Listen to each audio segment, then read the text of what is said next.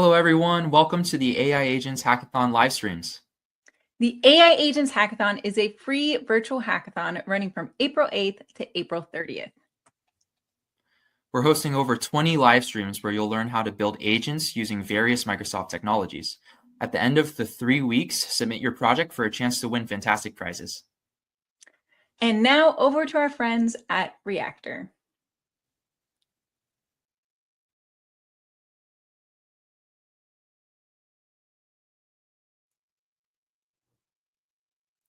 Hi, everyone. Thanks for joining us for the AI Agent Hack. Before we start, I do have some quick housekeeping. Please take a moment to review our code of conduct. We seek to provide a respectful environment for both our audience and presenters. While we absolutely encourage engagement in the chat, we ask that you please be mindful of your commentary, remain professional and on topic. Keep an eye on that chat.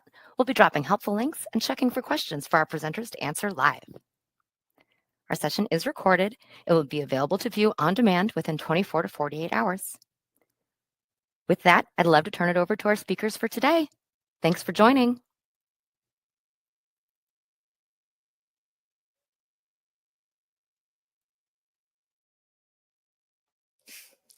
Hello, everyone.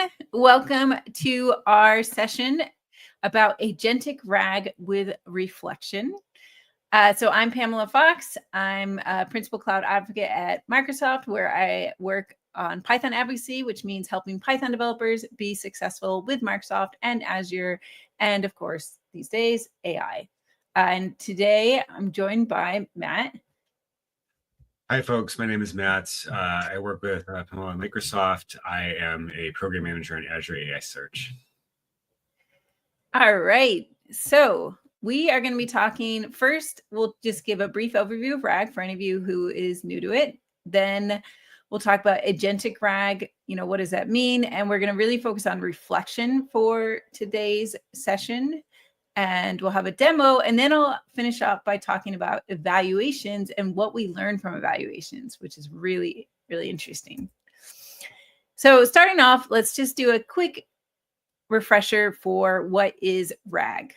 RAG stands for Retrieval Augmented Generation, and it's a way to deal with a big limitation of LLMs, or we could say a feature of LLMs, right? So an LLM is basically a next word prediction machine that has been trained on huge swaths of the internet and books and everything that people can find to train these LLMs. So LLMs are incredibly good at generating fluent language and at writing answers that sound good to us. But they tend to only know what they've been trained on, right? That is all they know is what they've been trained on. So they, if something has changed, right? If some public knowledge has changed, like asking, who's the current president, how do you use the latest version of some package, it just wouldn't know how to do that because it's never seen that information, right? So this is a big issue, is that if somebody is trying to use an LLM in order to ask about actual pieces of knowledge, they're only going to get a correct answer if the LLM happens to have been trained with, the correct public knowledge and really encoded that into its weights, right? So you're only going to get a good answer if it's a very recently trained LLM and if it has a large number, like large number of parameters, and so that's able to keep that knowledge in its head, right? And then the other issue, of course, is if you ask an LLM about some sort of internal knowledge, like company specific knowledge, that only people inside your company know, it's not going to know at all, right? It may give you an answer that sounds convincing because LLMs like to please. They've actually specifically been trained to produce answers that humans like. So they will often give you an answer that sounds good, but they don't know anything, right? They don't know anything about your internal company, right? So that's how LLMs work. But many people want to be able to ask LLMs these sort of questions, right? They want to ask about, public facts, and they also want to ask about internal facts. So what can we do in that situation? We have three, general approaches, right? Like you can start with prompt engineering to try and guide the LLM to produce the correct answer. This really only works if the answer is somewhere in the weights. Like if the LLM has seen both, like version 1 of an SDK and version 2 of an SDK, but it keeps giving you version 1, you can probably get it to give you version 2 by saying like, oh, hey, you should, be always using version 2 of the SDK, right? So sometimes prompt engineering can work if the information's already in the weights. Another approach is fine tuning. That is where you are actually retraining the model. So that is, doing a full or partial model training process. So typically with fine tuning, we do like a partial fine tuning where we retrain a subset of the weights, like the outer layers of weights, and kind of nudge them so that the LLMs can actually learn new facts. So this can be a really powerful approach, and it is something that you can do. You could do it locally if you have a very good machine, not my machine. Matt's machine, though, we did try doing it on Matt's machine, and you got the good hardware. Or you can do it on Azure AI. We've got fine tuning. Yeah, when I want to fine tune, I just call a friend. I'm like, hey Matt, let's fine tune. It kind of worked. I think the great thing about fine tuning is you mentioned it's that permanent update, but it can be very challenging to get right. So I agreed. It's not the first tool I personally reach for in my toolbox, but it's very powerful. Yeah, that's right. So many people don't start with fine tuning because it takes a lot of time to set up. You need a lot of data to be able to do it. You need like thousands of examples to really get it to take an effect. And it costs money both to do that fine tuning and to run that fine tune model. That's probably the more significant cost, is that you have that long-term cost of running a fine tune model. So that brings us to retrieval augmented generation, where basically we're going to just retrieve the relevant facts and we'll pass it to the LLM, right? It kind of sounds like cheating, but it turns out that's basically what we're all doing all the time now. The majority of AI-driven applications are doing some form of RAG in order to have up-to-date knowledge and facts. So how does RAG work? Okay, so we get a question from the user, right? So here the user is asking a question about their health insurance plans. They're like, okay, what's in my plus plan that's not in the standard plan? So we take that question, we send that to, we search for that question, right? So, in today's session, we're really going to focus on Azure AI Search, which is a really, really good search service that can handle questions, and it can do keyword search, it can do vector search, it can do hybrid search, combining those. So we do a really good search of our knowledge base with that question. And then we get back the results, and, the results are usually like LLM size, so like not too big, not too small, right? So we get back chunks of results that help answer the question, and we send both the user question and the results to the LLM and get back the answer. And that answer has citation, so the answer can actually say like, oh, I got this. I was able to answer this question thanks to this document and this document and this document and this page number, right? So basically, if you ever get an answer from an AI application that has citations, like clickable citations, then it is using RAG. That is your cue that it is using RAG. If you don't see citations, it could still be using RAG and not citing its sources, or it could be relying on what's in its weights. But pretty much if you see citations, then you're looking at RAG, right? So you might have seen those in ChatGPT, maybe on Bing.com if you use that tool, maybe GitHub Copilot. All of them can use RAG in different situations when it makes sense. Now, normally when we do RAG flows, we will add a query rewriting step in order to handle questions better, right? So in this case, the user is asking for like a outdoor products website. They're saying, oh, what's a good shoe for a mountain trail? Now, in this question, you see there's a spelling mistake. They've also, kind of put some stuff in the question that we don't really need as a search, right? So with the query rewriting step, we take the user's question and also take any conversation history that happened before. We send it to LLM and say, hey, what would be a good search query based off this user question and this conversation history? And the LLM says, oh, okay, I think, mountain trail shoe, right? So it really focuses on what is important to be part of the search query, and what can it removed and what context should it include from the the history. So we get back the results, send to the LLM, and once again get back the answer. So I can demonstrate this to you in our actual running application, and here I've already got it running here. This is based off our very popular RAG repo.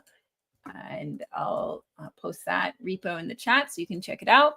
So most of what we're being shown today is based off that repo. So here I've actually already asked a question, but here I'll do a follow-up. What else do they do? Okay, let's see how it does with this question. But what you can see is like, even in this answer, we can tell it's RAG because we see citations. The citations are for PDFs with page numbers. We should be able to actually click on a citation and hopefully open it up. Sometimes the iframe takes a second to load. Let's see. Should always preload that.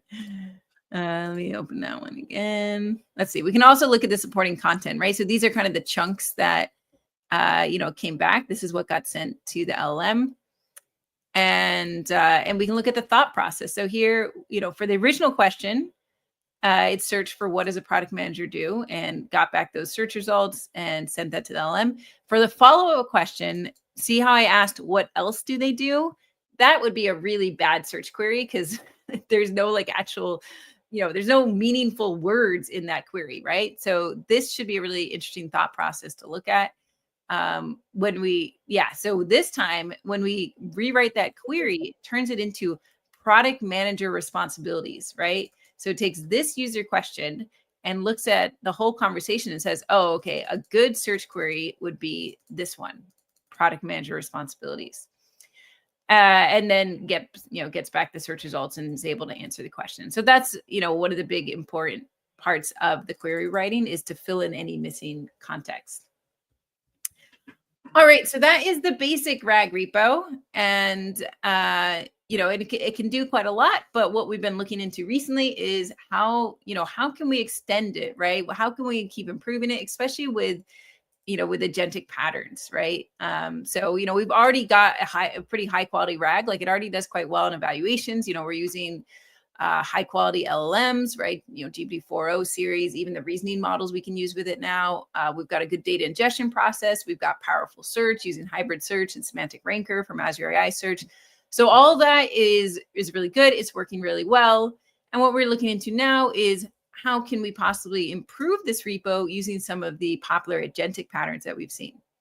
So now I'll pass over to Matt to take over and talk about agentic RAG. Thank you so much for that great explanation, Hal. I really appreciate it. In order to talk about agentic RAG, I first want to have a preface. We're using this word agentic, and this word has shown up a lot. You've probably seen articles about it. So when we talk about agents in this context, what do we mean? I'm going to go ahead and say very specifically, we are talking about involving LLMs more in the control flow aspect of RAG. So I will go to the next slide. And we look at all the steps we take, right? So we get a question. And in this case, I'm going to ask a slightly different question about compliance. And I do all the steps we talked about, right? I do query writing, I send large language model.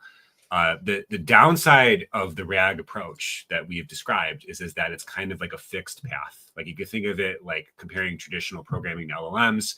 Traditional programming, you define a function, the function has steps, and it's kind of immutable, it's unchangeable. So you are forced to go through the same steps every time. You get the answer you get.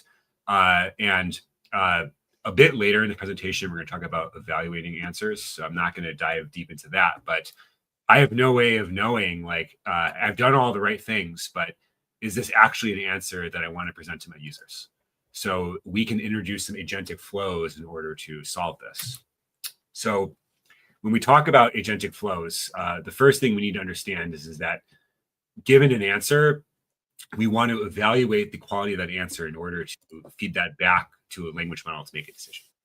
So in our demo, we're going to evaluate on three main aspects of this answer to the original question. So we're going to talk about relevance. Basically, in a very simple way, was the answer generated by the LLM relevant to the question? Like if I ask like, hey, where's my shoes? And it says your eyeglasses are on their way, that's not very relevant. But if it said, hey, your order's on your way, here's exactly where it is, it's a very relevant response. Groundedness this is probably one of the most popular evaluation metrics. Basically, when you do RAG, going back a slide, we do this search and we have all these documents, which we're going to call context, which we send to the LLM in addition to our question. And as Fenella showed in previous slides, we also use conversation history, we also use conversation history as context as well. So when we talk about groundedness, we basically say, did the answer the LLM generate, was it based on the context that we provided, or did it use its internal knowledge? So there's an interesting contrast here of sometimes you want to treat an LLM like, hey, you know a bunch of stuff, tell me what you know. But there's in the RAG scenario, we typically want to only take into account the context we set to it. This is probably one of the most important metrics. And then finally, correctness, which is making sure the answer is logically consistent.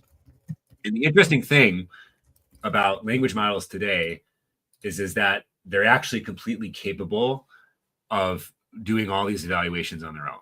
So when we talk about evaluating answers, we typically use another language model. We give it the answer. We give it the context we use to generate the answer. We give it the original question, and we actually generate these scores. We typically score things from 1 to 5, 1 being not doing a good job, 5 being really good. And we evaluate all these dimensions. We typically consider the score of 4. We pass the language model a rubric, a scoring rubric, and we basically say, 4 is pretty good, 5 is perfect. But if it's below 4, we think the answer can be improved.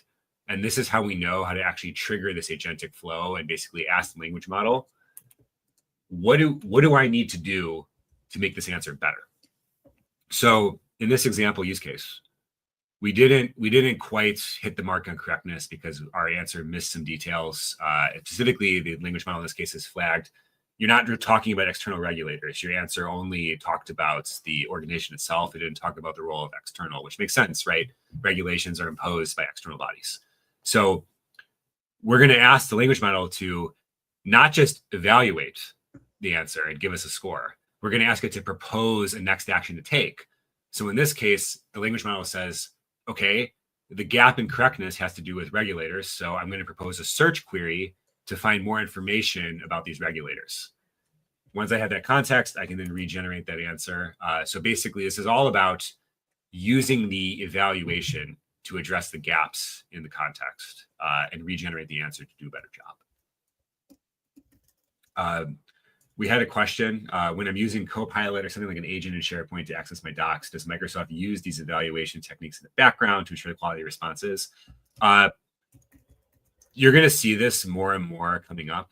Copilot recently launched Deep Research, which is a perfect example of using these evaluation techniques, where if you take a step, you need to determine, did I do the right thing or did I not? So deep research, in a nutshell, is very similar to this flow where we look at what we did, evaluate the gaps, and figure out the next thing to do. And this agentic pattern is very powerful, and it's showing up in more and more applications.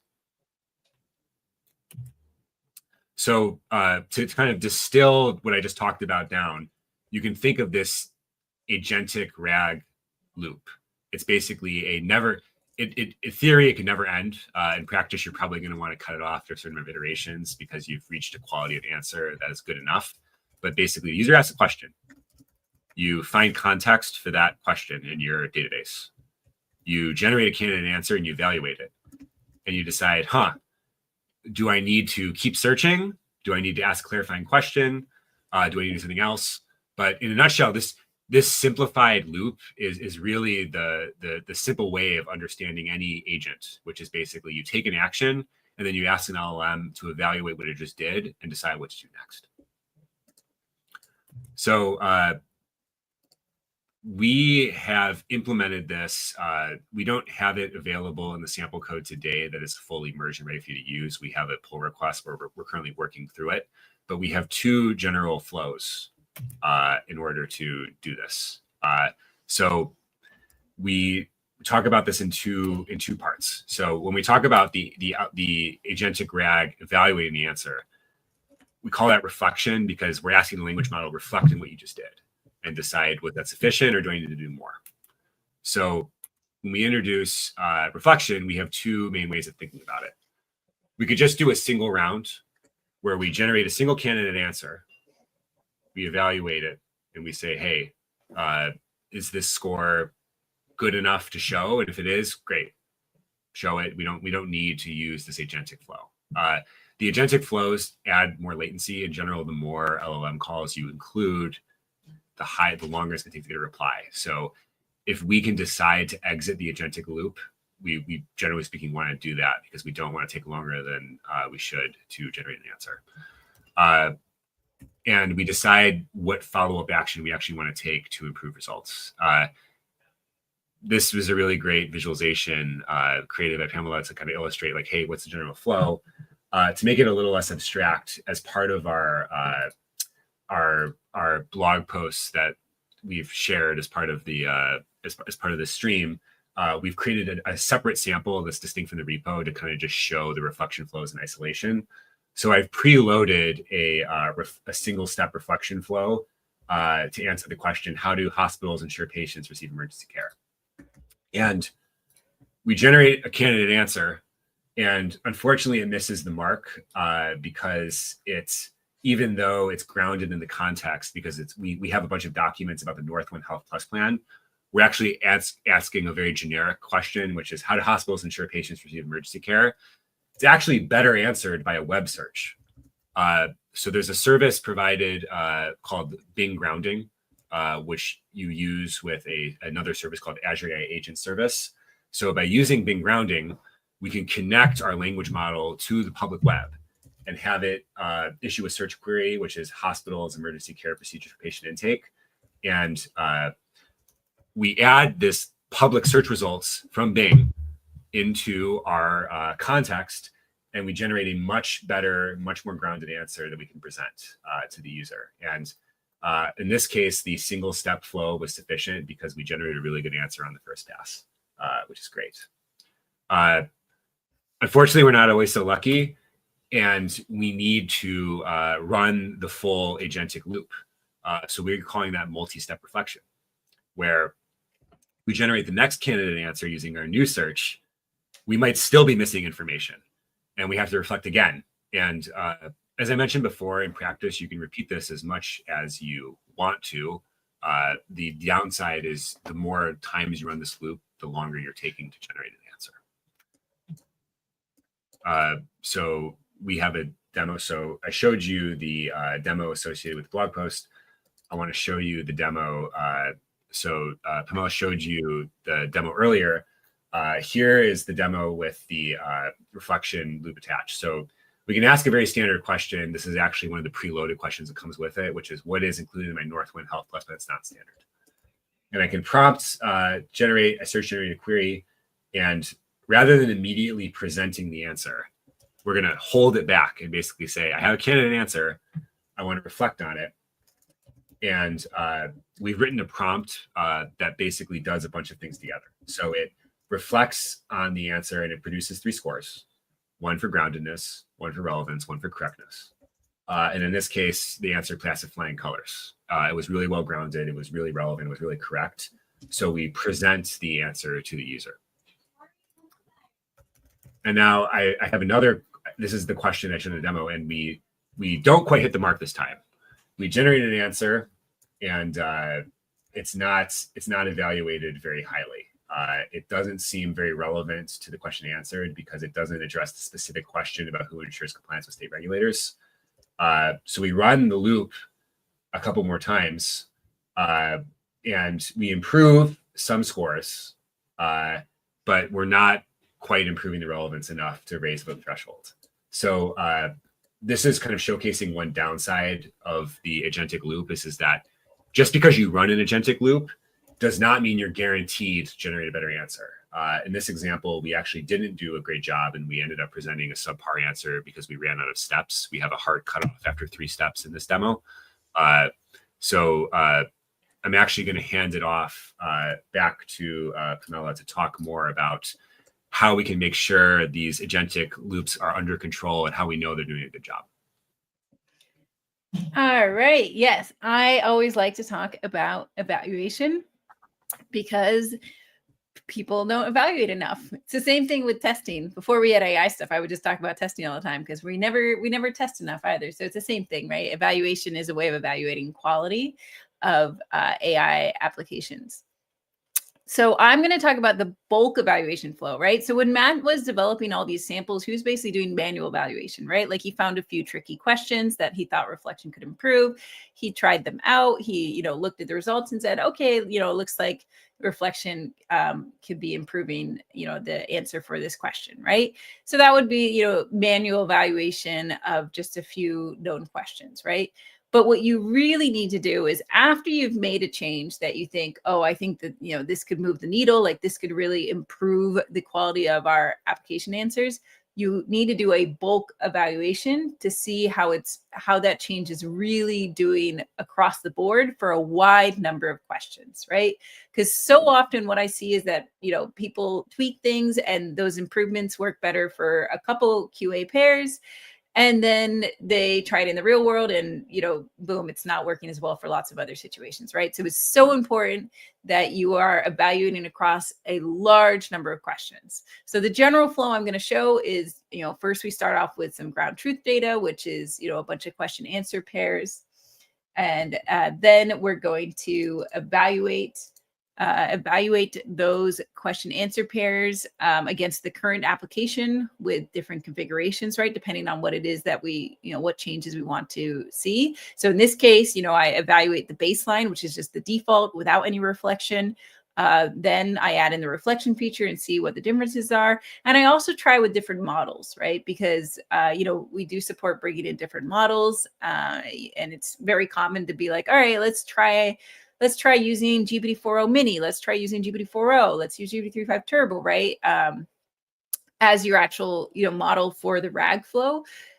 Because what you can see is that really the model can make such a difference in the answer quality. So anytime you're doing evaluation, you always have to think to yourself, like, is it actually the model that's, giving me poor results or really good results? And one way of learning that is by constantly doing evaluations with different models as your chat answering model and seeing what the results are like.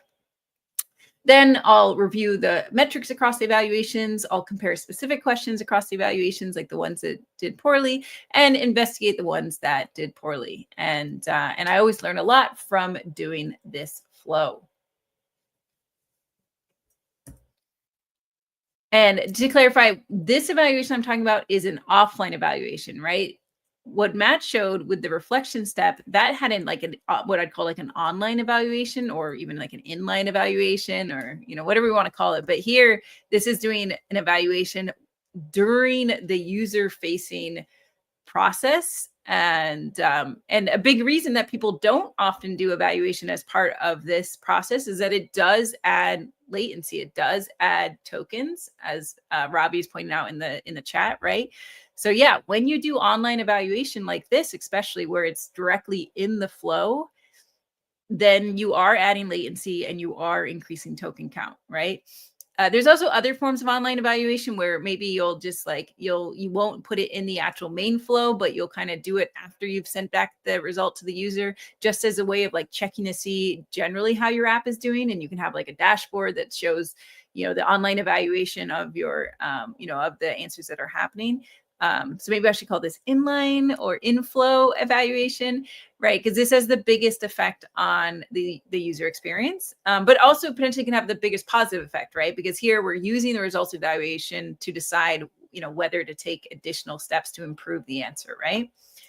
So now, when I'm talking about evaluation, I'm talking about offline bulk evaluation, so we can determine hey, the changes that we've made, are they good changes? So the first step is to have some ground truth data. So this is a bunch of QA pairs. And one thing you can do is to generate synthetic ground truth data. I do that using Ragos, which is a evaluation focused package that has the ability to create ground truth data. There's many other ways that could actually be better, right? Because really the ideal ground truth data would be human curated, right? If you could have a human write all your ground truth data, then that would be the best, because you'd know that the answer was written by a human and is what you actually want a human to say, and you want the questions to be really reflective of what users are going to ask, right? And so it's really important that once your app is actually out in the wild, you should be monitoring the questions that users are asking. You should be sampling those questions to see which of them are doing poorly, and definitely adding those ones to the ground truth, right? And really making sure that you're evaluating the same kinds of questions that your users are asking. So then the next step is, once we've got that ground truth, then we're just going to evaluate the current application using some evaluation prompts, some judges, right? So let me actually start demoing things. Okay, so here we are in VS Code. So I've already got the ground truth data. I can show you what that looks like. It takes a long time to generate. That's also something that's hard about ground truth data. Because when you generate it with ground truth, with RAGAS, it actually makes a whole knowledge graph and sets of different like personas, and uses those personas to come up with questions, and it even includes like spelling mistakes and all sorts of things. So I only have 50 questions here. Normally I'd recommend at least 200, but just because of the time it does take to generate ground truth and to do evaluations, I'm currently running on a 50 QA set. But still better than like 3 or 5, right? Like you want a substantial number so that you can see the effects on different kinds of questions. So in my ground truth, I have the question, and then I also have the truth, and the truth is based off the actual what's in the search index, and the truth also contains a citation that it thinks is the right citation to answer it based off of when I generated it. So that's the ground truth data. So that's already evaluated. The next step is to do an evaluation. So I set up my my evaluation configuration, and I say, okay, here's the ground truth data. This is where you're going to put the results. Here are the metrics I want. So in this case, I'm asking for GPT groundedness and GPT relevance. So these are two metrics that will actually use a LLM as the judge, right? So really similar to the metrics that we're using like for the inflow evaluation. We basically base the inflow evaluation on these ones, right? So it's basically going to say 1 to 5, is it grounded? 1 to 5, is it relevant, right? And these are going to use an LLM that I've set up specifically for evaluation. So in this case, I'm using, I can take a look at my environments to see what I'm using here. So for eval, I'm using GPT-4o, right? So you generally want to use a fairly powerful judge as the evaluator, a fairly powerful model as the judge. So GPT-4o is a pretty good one. We want to try out other ones in the future, like maybe 4.1, even the reasoning models would be interesting. But yeah, that's the LLM we're using as the evaluator. Then I have a few other metrics that don't use an LLM, right? So it's just the actual length of the answer, because that can vary quite a bit based off your prompt in your model. The latency, so how long it takes to get the full response. And when I evaluate, I don't use streaming. So this is actually like the time to last token. How many citations were matched from the ground truth, which is like, what was in brackets, the page number and the page file name, and whether there was any citation at all, right? So these are just using regular expressions. So sometimes your evals will just be regular expressions, right? So I asked for this mix of metrics here. I tell the evaluator to send all the questions from the ground truth to the locally running app, right? So I've got the app running locally here. And so it's going to send it to the locally running app in this case. And then these are all the parameters that are going to get sent in. So you see in this case, I have reflection true. That's how I would check to see how reflection is. And then everything else is the default value. And yeah, and that's basically the evaluation config, right? So I'll show you, how I'd run it just for, I'll just do it for 5 questions, or I'll just do it just like 3 questions just to show you running really quickly, right? If I did it for 50 questions, the whole set, then it would, we would be here for a long time. So what it's doing is, looking at that configuration, making sure that the app is up and running, making sure that the evaluation model is running, and then it starts the evaluation, right? So for for each of the questions, it's going to send that question to the running app. So if I go and I actually look at my backend, I can watch the backend as it makes all its requests, right? And since it's doing reflection, it's going to make quite a lot of requests, right? It's going to send off requests to the different completion models. It's going to send off search requests. And so then we go back to that and we can watch it run and wait for it to complete. All right. And then, okay, so that's starting. All right. So here's the process, right? We send the questions, we evaluate them either, with basic metrics, or we use the Azure AI Evaluation SDK in order to get the GPT metrics. So that is a specific SDK just for evaluation. So if you haven't explored that SDK yet, definitely check it out. It's got a bunch of built-in evaluators. It's got integration with Azure AI Foundry. So you could also push all your evaluation metrics there and like get cool, pretty graphs there. It's got a ton of options. It's also how we do safety evaluation and red teaming and all the different ways you might want to evaluate your application. All right, so then, imagine we'd run it on the whole 50 questions. Then we would have our results to look at. So then I'd, run this tool here that just brings up my results just in the terminal. And we can see the evaluations did succeed there. But here I've already got the results open from before. And so these are the overall results across multiple runs, right? These are all the runs I'm tracking right now, just in the repo. So what we see is for each of the metrics, like for the GPT metrics, like GPT groundedness, we see a pass rate and an average rating, right? So the pass rate here, so for baseline, 88% of them got a score of either 4 or 5. That's what this means here, right? We consider 4 or 5 to be passing. 5 is perfect, but 4 is good enough. Just maybe not as comprehensive of a result, but anything less than 4 is considered some sort of failing result. So we get 88% pass, and on an average, it's 4.62, right, out of 5. And then for relevance, we got 84% of a pass rate, and then an average rating of 4.12. We can also look at answer length, right? So here we can see the answer length is 922 characters on average. We can look at the latency, which is a really interesting one for this one. You can see that average latency is around 3 seconds, the time to last token. But if we look at reflection, that's that second row, the latency goes all the way up to 21 seconds, which is huge, right? Now, remember, this one implements 3-step reflection, right? So this one's doing 3-step reflection, right? And it's unclear that we get actually a lot of benefit from doing those multiple steps. So you'd also ideally want to test what about 1-step location, 1-step reflection, 2-step reflection, right? And see you have to figure out what latency you're okay with, but obviously 21 seconds is really big for a user-facing question, right? But once again, it also could depend on your domain, right? If you're dealing in a high accuracy domain, maybe you're okay with that. We look at how many citations were matched from the ground truth, and just see how many questions were evaluated total, right?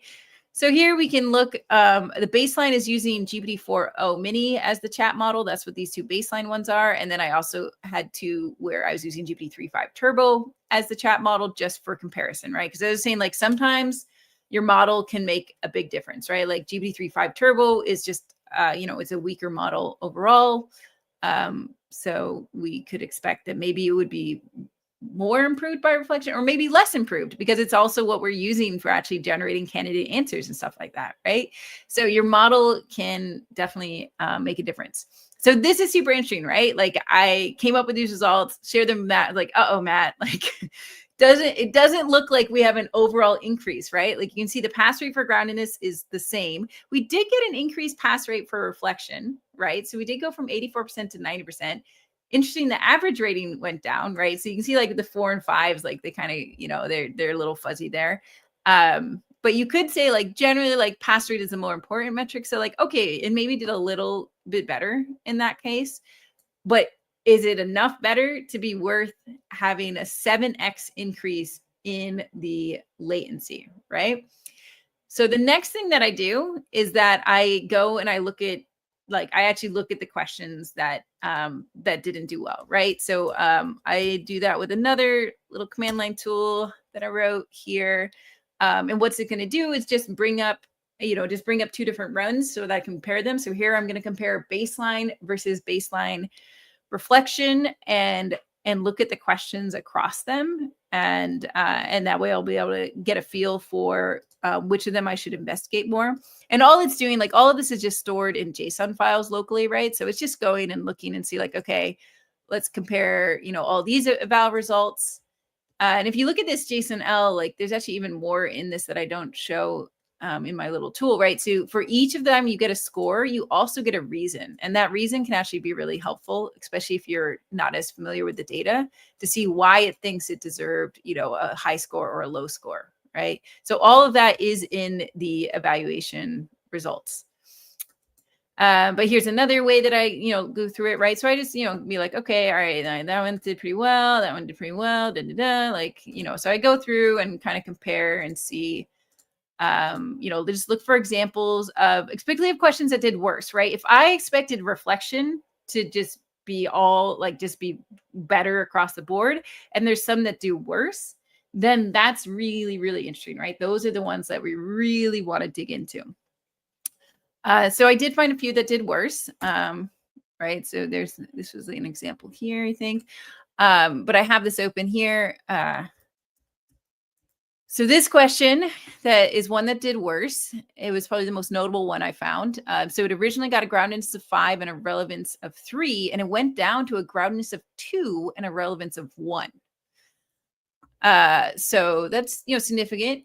So how does Northwind Health Plus manage co-insurance for virtual care services according to, this document here? And you can see the baseline actually has a much longer answer with a citation. And then the reflection is much shorter and just says, like, well, I don't have that information. You probably need to check.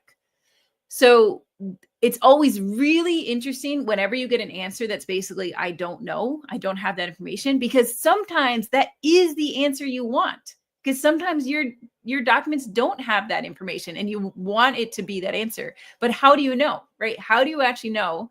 One way is to just know your documents front to back and know whether the information's there. But there's other things we can do too, right? So, okay, so I look at this question and I say, like, all right, it didn't, it got worse scores. Is that because this is actually a worse answer? Or, or is it just the way we're scoring it, where we're penalizing, it not knowing? It's going to reload this. It's going to reload the page. All right, let me get back this question and put it in here. Now, let me show you, when I actually go to the app and I test this out, I make sure that I'm using the same seed that we use for evaluation. So a seed is a way to try and improve reproducibility. And you can only use it with the OpenAI models. And even with the OpenAI models, the seed does not always guarantee reproducibility. This is what we were seeing today, is that even with the same seed, we are seeing different answers. So we need to dig into whether that's something on our end, or if it's just because even with a seed, with this many LLM calls, right? Because we have like 7 LLM calls now or something, like with this many LLM calls, even with a constant seed, there's just too much potential variance, right? So what I would do first is, like, go here, and interestingly, yeah, we're getting a very different answer this time, right? I did actually have it. I had it saved in the tab with very similar answer to this one. I think, we really have to explore, like, if there's any way that we can get more reproducibility. Now it's interesting. Now what we can do is look at the answers along the way, right? This is what's really cool about the thought process, right? If we look at this, we can see, like, the candidate answer, like the first one looks similar to that one from the baseline. And then it says, as a revised answer, it says, oh, I don't know the specific details. Like, it really can't decide on this one whether it should say that it doesn't know or that it does know. And I think it's just because this is actually it's a really tricky one to answer, because the documents do not actually specifically say co-insurance in the virtual care section. Because the next thing I did was I went to ChatGPT, which has the ability to upload a whole document. And so I uploaded the entire document that it, because basically all the information for this question happened to be in one document, which makes it easier to debug. But I said, okay, like, how would you answer this question, right? And it agreed more with the baseline, right? But then I was like, well, so first of all, I'm not that good at insurance. So I had to ask it like, what is co-insurance? So then it explained, and I was like, okay, well, are you sure about this? Given that, because basically it says in this answer that like it suggests, right? Like, so I was like, okay, are you sure? Are you sure? And it's like, all right, well, it doesn't completely say it. So to be really sure, you'd want to contact, right? So this is just a hard question. I would say like actually that both of these answers are actually pretty reasonable, given that the documents are confusing, right? So really, like, it's the kind of question that you would just have to call to a human and be like, make it really clear, right? But so that's the kind of exploration that I do in investing in these questions. But it's also just something that I think we have to get better at writing evaluators that don't necessarily penalize a lack of knowledge, right? Like, I feel like it actually should just be kind of marked a different way, right? Because like, how do you measure the relevance of I don't know, and the groundedness of, I mean, the groundedness I think you measure, but the relevance is really it's hard to measure, right? Because if the documents truly don't have that information, then this is actually a very, it's the best answer. So I think this is one of the hardest things for us to properly evaluate. And it was pretty interesting to dig into. Another example here is, this question was, can you explain the eligibility criteria for the Northwind Standard Plan? Okay, so this is one that actually got slightly better with reflection, right? And you also want to explore the ones that go better to see if they actually are actually better, right? You basically want to like investigate anything that made a change. So I did, similar thing here. It's going to reload. So let me go ahead and paste it in. Let's see. Can you explain? Okay, I'll go find this in my valid results. Can you explain the eligibility? Okay, this one. All right. So I'm going to go grab that and put that into here and see how it does in this moment in time. The other thing, like I was saying, like, we saw differences with different seeds and even across with the same seed across different runs. So if you run the same evaluation multiple times with the exact same parameters, you could get, different results, like, within some margin. So it's also really interesting, like if you have the, time and token capacity to run evaluations multiple times, especially when so many LLM calls are happening, just to get a feel for how much variance you're going to see, right? Because it might mean that like 88% versus 92%, maybe that's all within the margin of error, right? Where you couldn't really say like, oh, it's definitely better, definitely worse. Like maybe that's all within the margin of error of, just how well these LLMs can do for the thing. So here, this one's pretty similar. You don't have specific eligibility criteria. And it says contact the department directly, right? And in this case, it actually gives us a high groundedness. So in this case, the groundedness did improve. So an I don't know answer can actually rank high in groundedness, because basically if the context doesn't have the necessary information, and if that's what the answer says, like, oh, we don't have necessary information, that then generally should be scored high on groundedness. And so that's why this one did get a higher groundedness score. You can see originally it had this really long answer, and then when it reflected on it, it said like, well, it doesn't really address things, right? And so it ended up revising it. So it's super interesting. It's one thing that's hard is that we're showing you these, specific questions from this, this health insurance plan question. So it can be hard to like really follow when we're saying that something's a worse or better answer. So it definitely helps to do this with your own data, right? When you're doing it with your own data that well, then you're really gonna understand what's affecting the answer quality. and be able to wrap your head more around what would improve it and what's not going well. All right, so we do that investigation. And yeah, and so then we basically decide, like, are we going to push these changes in, right? So we originally were thinking that we were going to like add reflection to the repo, like tomorrow, right? But based off these evals, like seeing that we're basically seeing like that it's just on par and not like vastly better, right? We're not getting to like 99% or 100% or anything. And the latency is so big, we need to do more work, right? So I think we're going to experiment with other things like single step reflection or whatever. Like we need to like try more things, do more evaluations before we can even go forward with making this an option, right? We would never make it the default because it does add so much latency, but we could make it an option once we know that there are a decent number of situations where you're going to get improved results where it can be worth it. So just some parting words about evaluation, right? Remember that evaluations themselves are not perfect. Sometimes the worst answers aren't worse, and sometimes the better answers aren't better. So you do want to investigate them.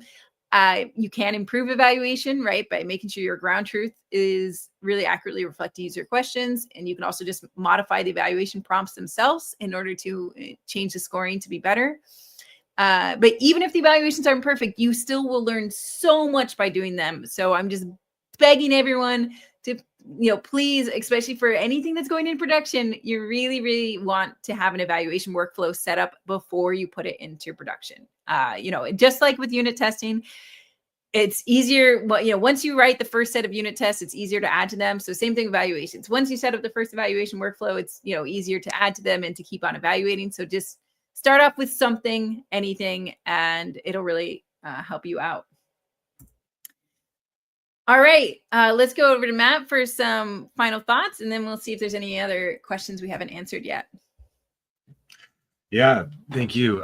So to kind of build on what I was saying, like I personally don't think people are going anywhere, because this type of critical thinking where you need to dig into an eval, figure out why it failed or why it got better is so important. Because when we add Agentic RAG into the mix, we get a lot of power because we're giving it all this capability of being able to do these things, but consistently making the right choice and consistently truly getting better at evals and not just kind of taking like one step forward, two steps back. This can be very, very hard to get right in production. As Tom mentioned, like, hey, we're making the decision to not make this an option in the repo tomorrow because we're adding a lot of latency. We're adding a lot of complexity. In particular, it is very hard, given a question, to know, should I reflect or not? It's kind of a thing you need to opt into before you get a question. It's like, okay, this is going to be an agentic RAG flow. This is not. I think before you even get into adding an agentic loop, and we just had this discussion earlier, it was super interesting. If you picked a better model, like maybe instead of GPT-4o, maybe use GPT 4.1, maybe use O4 mini. Maybe you boost the amount of documents you're sending to RAG. Instead of the top 5, maybe pick the top 30. Could this solve your problems with RAG without kind of reaching for the agentic loop first? Because these are all faster, cheaper, easier to do things than adding the agentic loop in. And they are things you should 100% evaluate. Because if you don't, to echo Phil's point, if you don't have evals in place, it's very hard to know if what you're doing is actually going to be improving stuff for your end users. So again, Agentic RAG, very powerful. Probably answering questions you probably couldn't have answered before. Like the question I showed earlier, that mixed internal and public information is not something that's typically possible using the single shot RAG flow we've always had, but it's harder to control. So it's a double-edged sword. So use Agentic RAG wisely, and always set up your evals. It's so important. All right, thank you, Matt. Now let's take a look and see if there's any questions that we want to cover on the video. Greg just asked a good one. Can you have an intent agent decide for you if the rest of the flow should be agentic or not? What do you think? Would you know if it was like a multi-hop question? I think that if you have eval set up, and you know that you can consistently say if a question can be handled by single shot agentic RAG, it's a very good idea to do this, because the cost of a single LLM call is always going to be less than multiple agentic calls. So I think it's a great thing to consider. The problem, again, it goes back to evals, which is you need to generate a good set of questions that can be answered by single shot RAG, and it can only be answered by agentic RAG, and making sure you can consistently disambiguate. Because if you cannot get that right, it would be very hard to create the intent agent. Yeah. And that actually does relate to the question that was asked about how, just a little more detail about how I generated the ground truth, right? So as I was saying, like in my case, I used Ragas, and Ragas is pretty interesting. Basically, what I did was first I loaded in as many search documents as I could get, like from my Azure AI search index that already had the documents ingested. And then what Ragas does, it actually makes a knowledge graph. So if you've heard of like graph RAG, that would be similar. Like, so it's making a knowledge graph based off the search documents. So for each of the documents, it's like summarizing them, it's tagging them, and kind of connecting them to each other, right? So I actually have, and I even have that knowledge graph saved here. So you can see for a particular document, it'll have here's the actual document, here's the summary that it generates of it. And then we have to go through this. Scrolling through embeddings is something I do a lot now in JSON files. Okay, and then at the end, you can see themes and entities, right? So that's part of how it makes the knowledge graph, is by tracking themes and entities there. So it makes that knowledge graph, and then I tell it to generate a test set. And what it does when it's generating the test set is actually making all these sample like users. So it's like, okay, let's have a newbie user, let's have an experienced user, let's have a manager, right? Like it comes up with all these kind of personas, and says like, okay, for that persona, what would be a question they might ask, and how might they write it, right?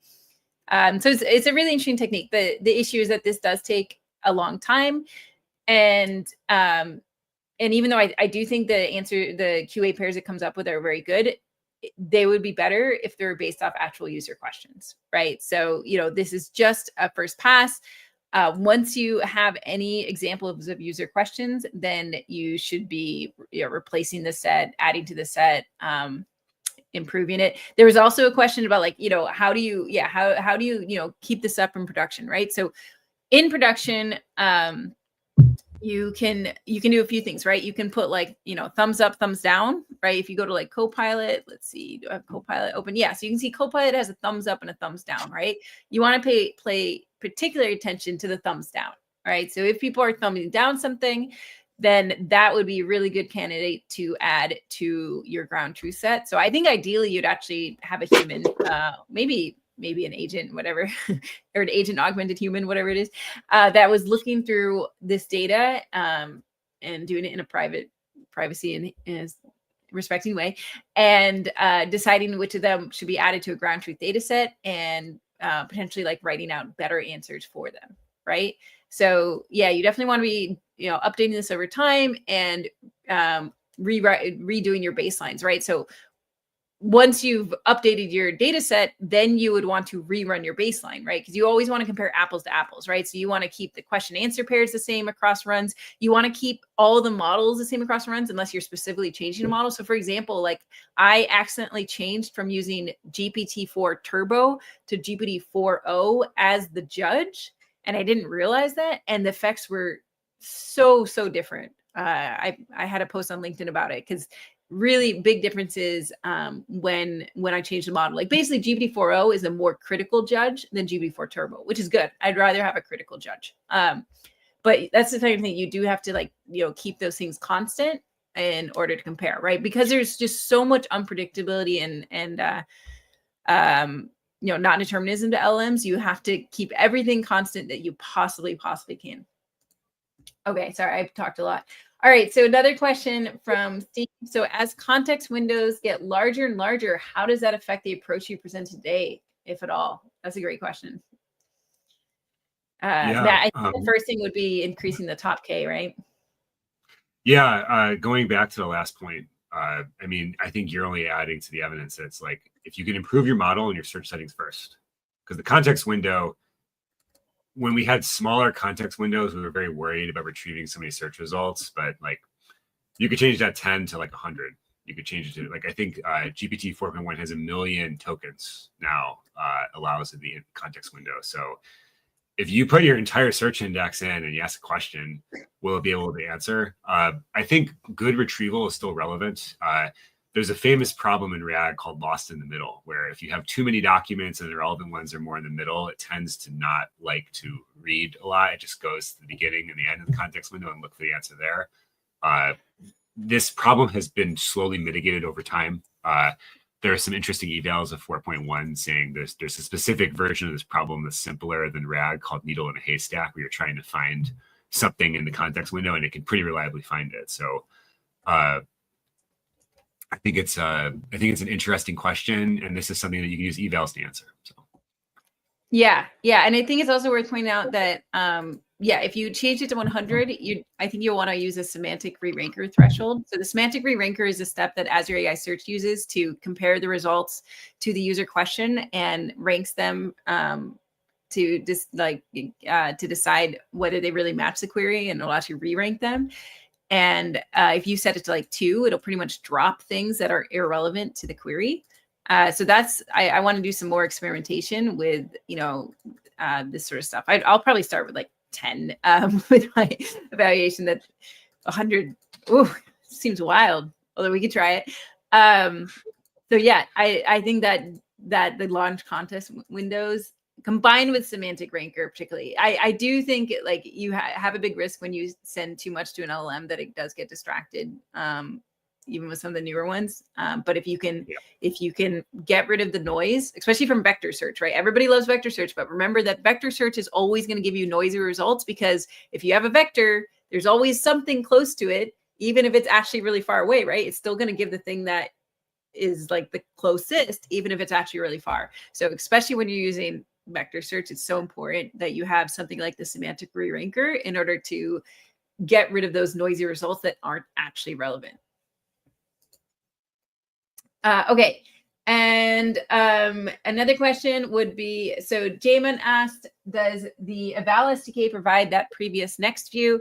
No, that's a tool that I wrote just to make my life easier, because I do evaluations a lot. So that's in, right now it's in a separate repo. Just because I do use it across a few different RAG repos. But it's basically, it's a tool using textual, if you know that. It's a Python package. So if you're a Python programmer, hopefully you'll enjoy it and you can modify it to meet your needs. I already know a bunch of things I want to change to it, because I purposely wanted to like make it a tool that other Python programmers could take and modify. But basically it just reads in the local JSON files and then it makes a textual CLI app based off that. And it's all open source, so you can modify it. With the Azure AI Evaluation SDK, you also have the option of specifying an Azure AI project to store the results in, and then you'd be able to open them up in Azure AI Foundry. And they do have, they at least have views like this with charts and stuff like that. I'm not positive they have something like this, but I do want to experiment with that too, and maybe just do both, so that you can view them in different places, right? Like, and you can share it with like people on your team that aren't as technical. So you have different options for how you're going to store this. I also do stuff in GitHub Actions. So, you can go ahead and have a GitHub action that runs evaluations. Let me see if there's one that has run that we can look at evaluation. Okay, because most of the times it doesn't run. It's because it's only triggered based off a comment. I'm not sure how to find the one that runs, but yeah, you can also do it in GitHub Actions. So many different ways you could surface it. All right, and then let's see. Okay, we're over time, so I'll just say Larry asked about submitting Agentic RAG to the hackathon. Yeah, definitely submit Agentic RAG. We want to see different approaches for doing it, right? I would argue that every form of RAG is actually agentic. That's my argument, because a lot of times when people say agents, they mean LLMs with tools, and retrieval is a tool, right? But there's ways of making things even more agentic is when we add like looping and multiple tools, right? Then we get more and more agentic, right? So yeah, Agentic RAG is a great thing for the hackathon. Gabrielle asked, how can Agentic RAG be used in QuickBooks? I don't know. I don't think I've even used QuickBooks recently. I don't know if Matt's had any experience with that. I mean, I think in ye olden times there was like a QuickBooks SDK. So like the great thing about apps today. So there's two paths here. Number one is write a plugin for QuickBooks using whatever SDK you get your hands on. And the thing about LLMs is they can generate code. They have code tools, generally speaking. You can have an LLM generate code to interact with the SDK, but like this goes back to the agentic loops hard to control. The second aspect is computer use agents. So a lot of Azure OpenAI has a computer use agent in preview. You could basically hand off control of your screen and have the LLM scroll and click through QuickBooks to you. So there's actually options for integrating with software that's not traditionally considered LLM friendly, because the thing about multimodal LLMs is they can see the world, they can interact with the world, and agentic tools are making a lot of things that you previously would have thought impossible not. So it's very exciting. All right. So we are over now. I loved all the questions and comments in the chat. That's what makes these live sessions fun. If you do have any other questions, feel free to post them in the Agents Hackathon discussion forum, to post them in our Discord channel. Come to my office hours tomorrow, every Thursday, to bring any questions about Python, AI, RAG, whatever. And it's always really fun to explore these things together. So thank you, everyone. Thank you, Matt, for putting this all this reflection code together. It's been super interesting. I mean, it's a team effort. So thank you so much for all the wonderful help you've offered and given, especially on the eval side. And we're looking forward to kind of continuing to learn more about Agentic RAG. So hopefully in the future, we'll have even more great things around agents for you. All right. Stay tuned. Bye, everyone. Bye.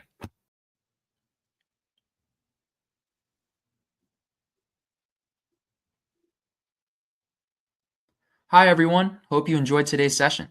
If you aren't registered for the AI Agents Hackathon yet, register now at aka.ms/agentshack and start hacking on the agent of your dreams. And if you have any questions along the way, just post in our GitHub discussion forum or attend our live office hours in Discord. And of course, make sure that you keep attending the live streams to keep learning about agents.